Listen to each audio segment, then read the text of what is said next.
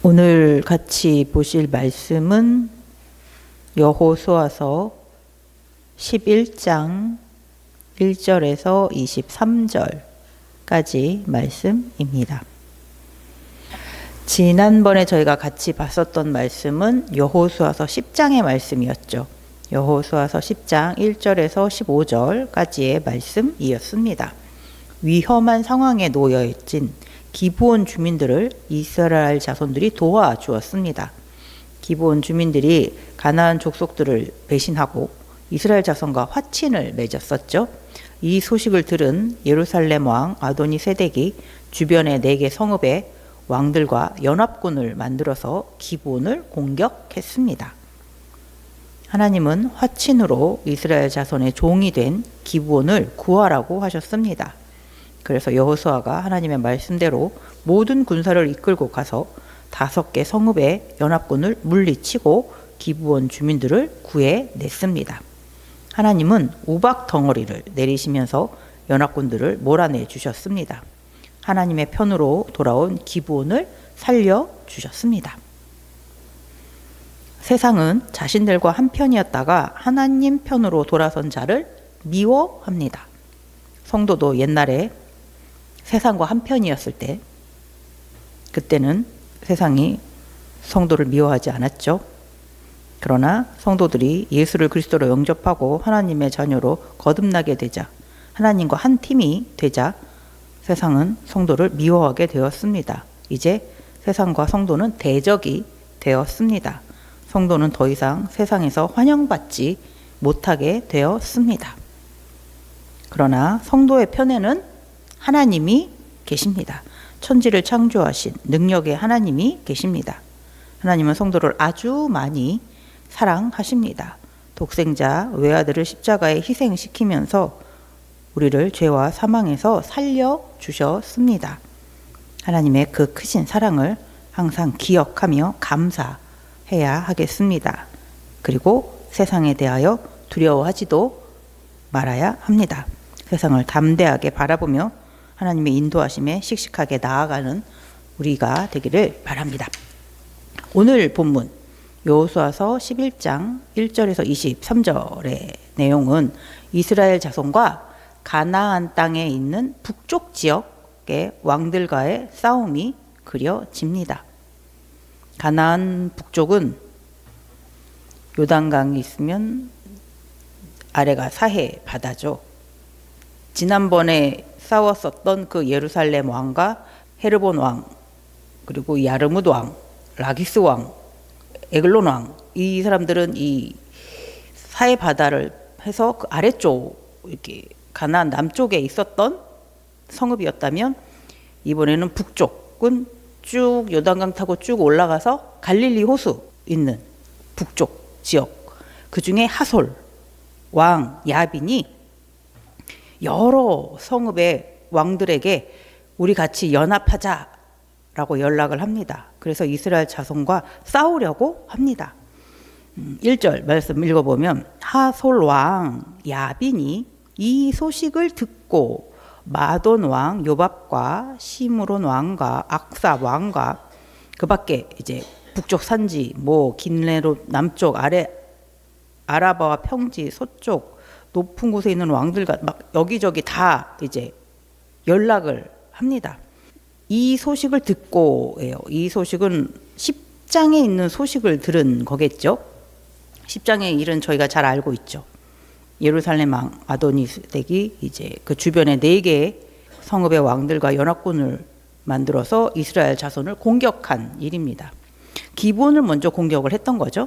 그리고 이제 이스라엘과도 같이 싸우게 된 그런 상황입니다. 결과는 패배했습니다. 이 5 성읍의 왕들이 이스라엘 자손들에게 쫓겨갔습니다. 막게다 지역의 굴까지 쫓겨가서 굴에 숨어 있었습니다.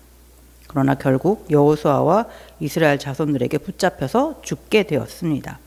여호수아서 10장 24절 25절에 보면 그 왕들을 여호수아에게로 끌어내매 여호수아가 이스라엘 모든 사람을 부르고 자기와 함께 갔던 지휘관들에게 이르되 가까이 와서 이 왕들의 목을 발로 밟으라 하매 그들이 가까이 가서 그들의 목을 밟음에 여호수아가 그들에게 이르되 두려워하지 말며 놀라지 말고 강하고 담대하라. 너희가 맞서서 싸우는 모든 대적에게 여호와께서 다 이와 같이 하시리라 하고 그 5 왕들을 발로 밟았습니다. 이겼습니다. 확실하게. 하나님께서 이렇게 승리하게 해주셨습니다. 그러면서 말을 합니다. 앞으로도 우리가 만나게 될 그 대적들을 하나님께서 이렇게 다 이기게 해 주실 것이다 라고 하나님의 말씀을 이스라엘 자손들에게 전합니다. 그 후로 그 5 왕을 숨겨두었던 막게다 그 성읍도 모두 진멸합니다. 그리고 이어서 계속 림나 지역, 라기스, 에글론, 헤브론, 드빌도 다 진멸합니다.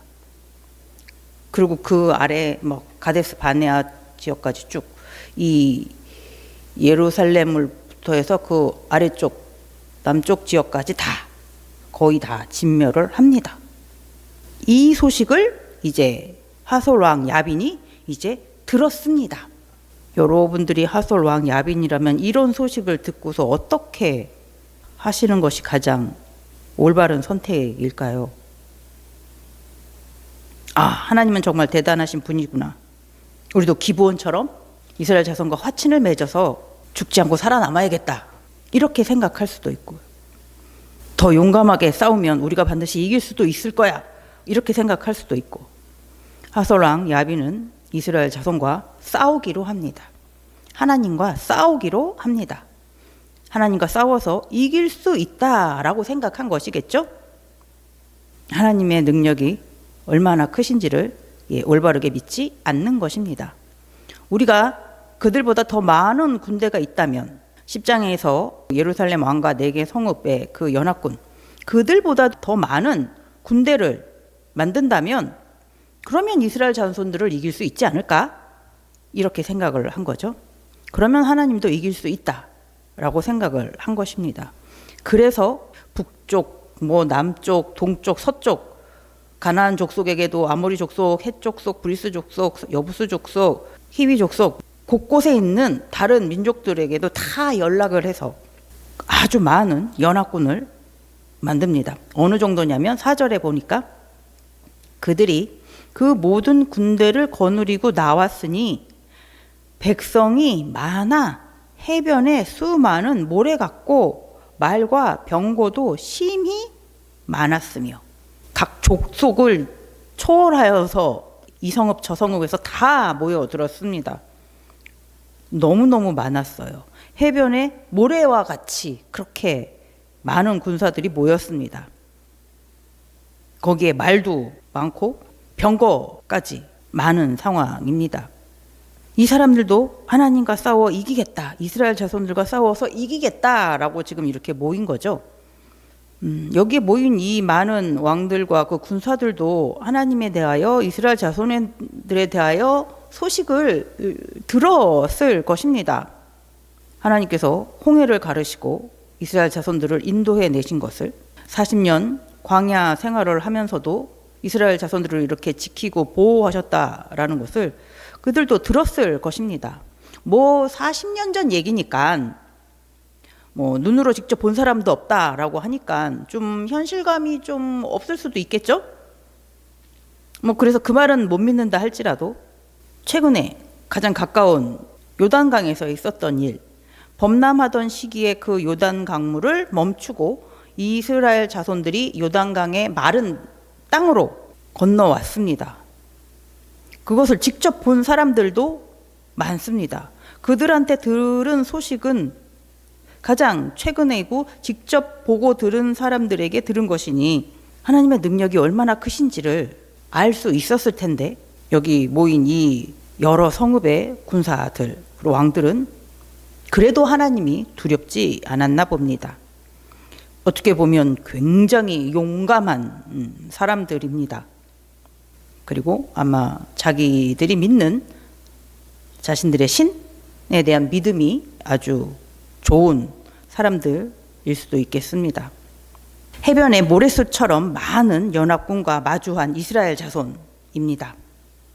지금까지와는 그 전투의 사이즈가 이제 달라요.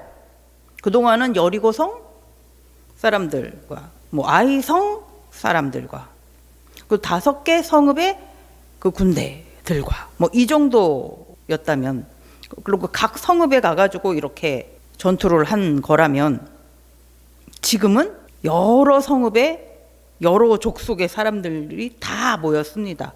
해변에 모래수와 같을 정도로 많은 군사들을 마주하게 됐습니다. 말도 있고 병거까지 있는, 이 정도 크기가 되면 좀 어쩌면 좀 주눅이 들 수도 있지 않을까요? 하나님께서 그래서 미리 이렇게 말씀해 주십니다. 6절에 보니까 여호와께서 여호수아에게 이르시되 그들로 말미암아 두려워하지 말라. 내일 이맘때에 내가 그들을 이스라엘 앞에 넘겨주어 몰살시키리니 너는 그들의 말 뒷발의 힘줄을 끊고 그들의 병거를 불사르라 하시니라. 하나님께서 미리 이렇게 말씀해 주십니다. 너희들이 반드시 승리하게 될 것이다. 내일 이맘때면 너희는 승리를 하게 될 것이다. 그러니까 두려워하지 말라. 나가서 싸워라. 이렇게 말씀해 주십니다. 하나님의 말씀대로 이스라엘 자손들이 나아가서 싸웁니다. 12절, 여호수아가 그 왕들의 모든 성읍과 그 모든 왕을 붙잡아 칼날로 쳐서 진멸하여 바쳤으니 여호와의 종 모세가 명령한 것과 같이 하였으되. 이스라엘 자손들이 그 모든 성읍의 군사 그리고 왕들을 다 물리쳤습니다. 하나님의 말씀대로 그 말들의 뒷발들의 힘줄도 다 끊었습니다. 병거도 불살났습니다. 그래서 북쪽 지역이 다 평정한 거죠. 몇 날 며칠 걸려가지고 몇 달 걸려가지고 이쪽 성읍과 싸우고 이쪽 성읍 싸우고 이쪽 성읍 싸우고 이렇게 해야지 되는 건데, 어떻게 보면은 한 번에 이 북쪽에 있는 지역을 다 만나서 한꺼번에 다 싸워서 전쟁의 기간이 조금은 줄어들진 않았나 하는 생각이 들기도 합니다. 이 북쪽 지역과의 싸움도 다 이겨가지고 이제 이스라엘 자손들은 사해바다 아랫부분쯤에 있는 그 세일 지역 한락산 그쪽에서부터 북쪽 헤르몬산 아래까지 이렇게 쭉 아래에서 위까지 이제 이스라엘 자손들이 가나안 지역을 점령하게 되옵니다. 구석구석 모든 성읍을 다 점령한 상황은 아니지만 이렇게 넓게 이제 가나안 지역을 이스라엘 자손들이 다 점령하게 됩니다. 그리고 21절하고 22절을 보면은요, 그때 여호수아가 가서 산지와 헤브론과 드빌과 아납과 유다 온 산지와 이스라엘의 온 산지에서 아낙 사람들을 멸절하고 그가 또 그들의 성읍들을 진멸하여 바쳤으므로 이스라엘 자손의 땅에는 아낙 사람들이 하나도 남지 아니하였고 가사와 가드와 아스도데만 남았더라. 이스라엘 자손들이 아낙 사람들을 만나서 싸우고 물리쳤습니다. 이 아낙 사람들이 아주 큰 사람들, 거인 이런 족속이요. 네피림의 후손 같다라고까지 표현을 하는 아주 체격이 좋은 그런 족속입니다. 아낙 자손 하면 떠오르는 사건들이 있으시죠. 민수기 13장에 나오는 사건이죠. 민수기 13장 32절, 33절 같이 한번 보겠습니다.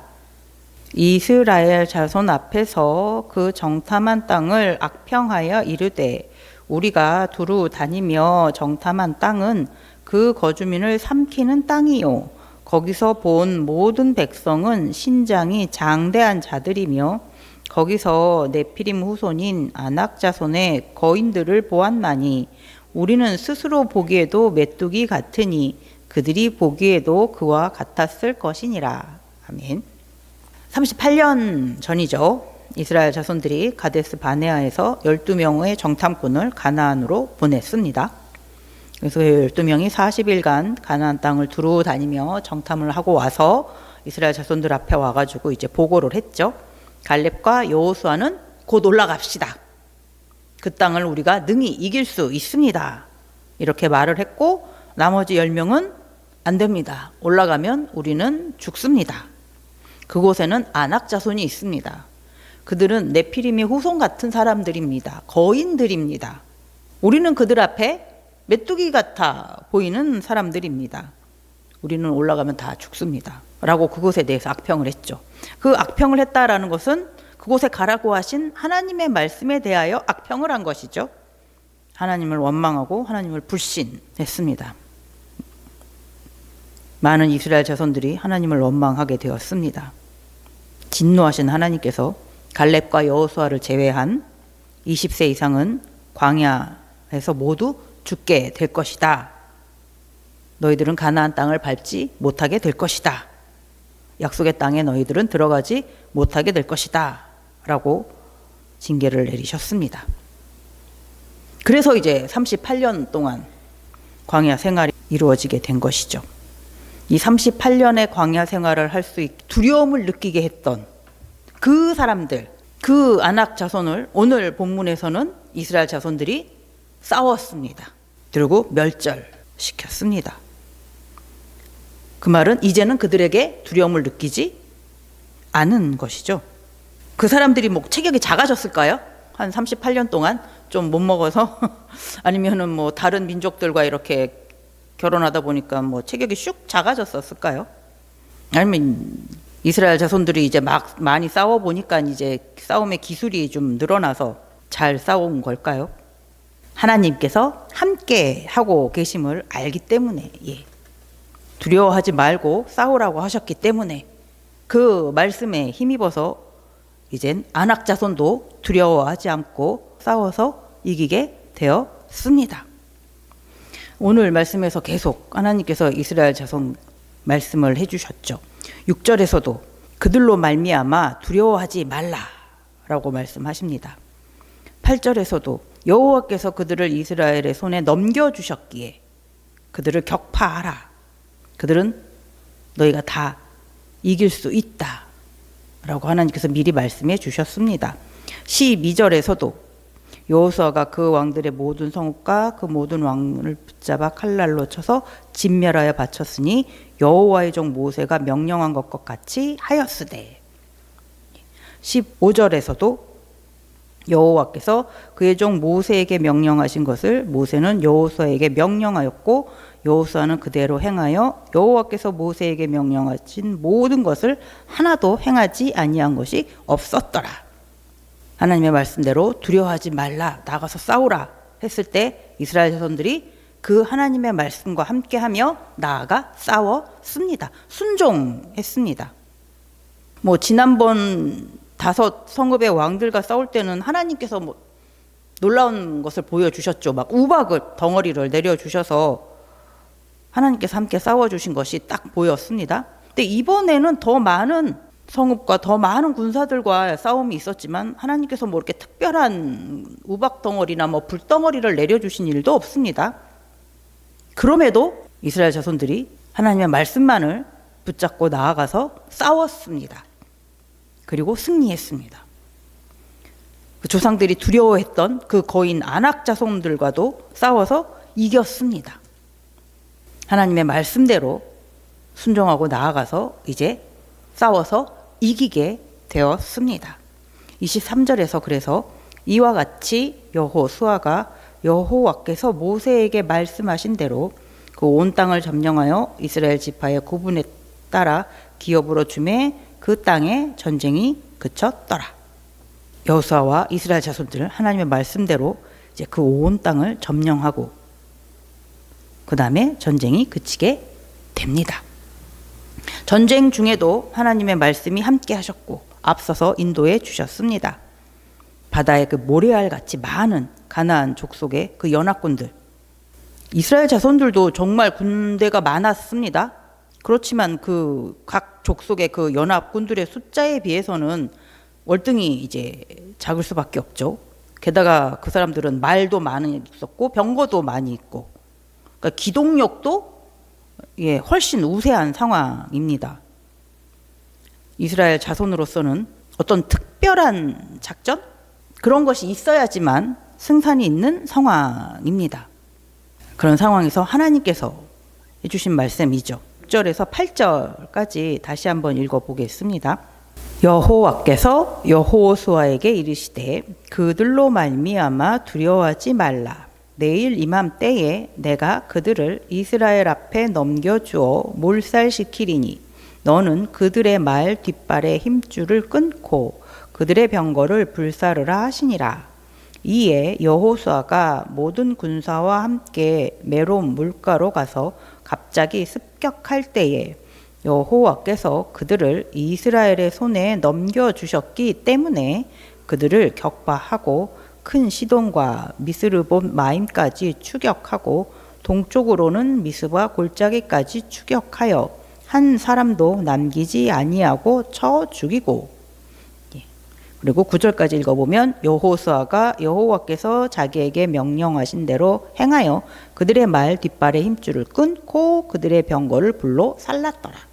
하나님께서 이렇게 하라라고 알려주셨습니다. 두려워하지 말라. 너희들이 반드시 이길 것이다 라고 미리 말씀해 주셨습니다. 그리고 이렇게 하라라고 알려주셨습니다. 하나님의 말씀대로 했습니다. 나아갔습니다. 하나님께서 알려주시는 대로 했습니다. 그리고 승리했습니다. 이스라엘 자손들에게 필요했던 그 특별한 작전, 하나님이시죠.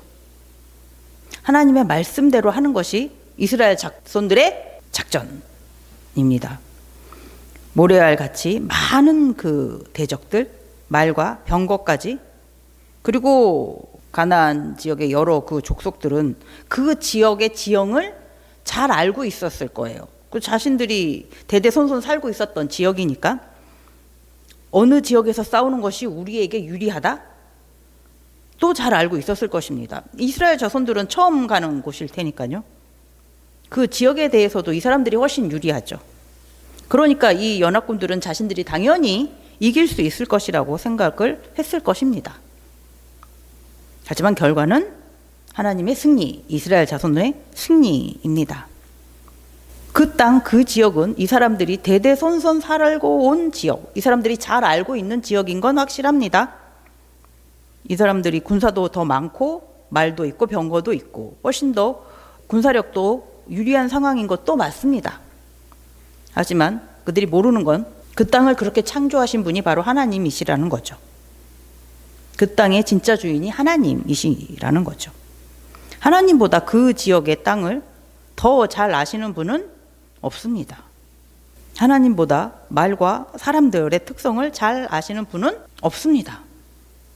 이런 상황에서 어떤 전투를 해야지 승산이 있다라는 것을 잘 아시는 분, 하나님 뿐이시죠.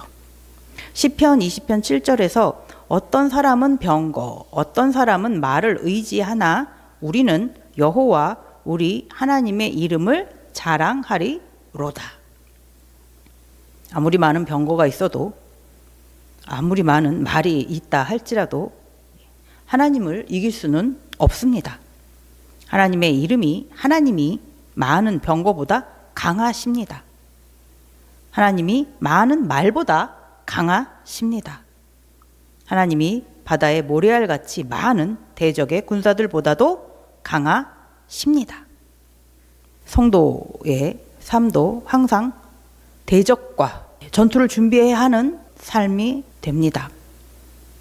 성도들의 대적, 세상의 주관자들, 악한 영을 가진 하나님의 대적자들, 마귀의 관계를 따르는 자들, 성도는 그들과 싸우기 위해 항상 준비하고 있어야 합니다. 에베소서 6장 10절에 끝으로 너희가 주 안에서와 그 힘의 능력으로 강건하여 지고 두려움 없이 매일 대적들과 전투를 기다려야 하는 성도는 강건해야 합니다. 성도를 강건하게 해주는 것은 너희가 주 안에서와 그의 힘의 능력으로 강건하여 지고, 주 안에 있어야 성도는 강건해집니다. 하나님 안에 있어야. 하나님의 힘으로, 하나님의 능력으로 성도는 강건해질 수 있습니다. 하나님의 말씀 안에 거하여야 성도는 강건해질 수 있습니다. 하나님만을 믿고 의지해야 대적들 앞에서 두려움이 없는 강건한 하나님의 군사가 될 수 있습니다. 성도들에게 있어서 최고의 승리의 작전은 하나님이십니다. 앞으로 성도들에게도 수많은 대적들이 여기저기서 동시에 공격해 온다 할지라도 말, 병거 같이 위협적인 무기들을 가지고 공격해 온다 할지라도 두려워하지 않아도 됩니다. 하나님께서 함께 계시기 때문입니다. 하나님의 말씀을 의지하고 나아간다면 승리는 성도들의 것이 됩니다. 하나님께서 싸워 주실 것이기 때문에 반드시 이기게 됩니다. 여호수아서 10장 42절 말씀을 같이 한번 읽어보겠습니다. 이스라엘의 하나님 여호와께서 이스라엘을 위하여 싸우셨으므로 여호수아가 이 모든 왕들과 그들의 땅을 단번에 빼앗으니라. 아멘. 하나님께서 하나님의 백성을 위해서, 하나님의 자녀를 위해서 싸우십니다. 전쟁은 하나님께 속한 것이다 라고 사무엘상 17장에서 말씀해 주시죠. 그러니 반드시 하나님께서 승리하십니다. 하나님 편에 있는 자가 같이 그 승리의 기쁨을 누리게 됩니다. 항상 하나님과 함께하는 여러분들이 되시기 바랍니다. 항상 하나님의 말씀대로만 나아가는 우리가 되기를 바랍니다. 기도하겠습니다.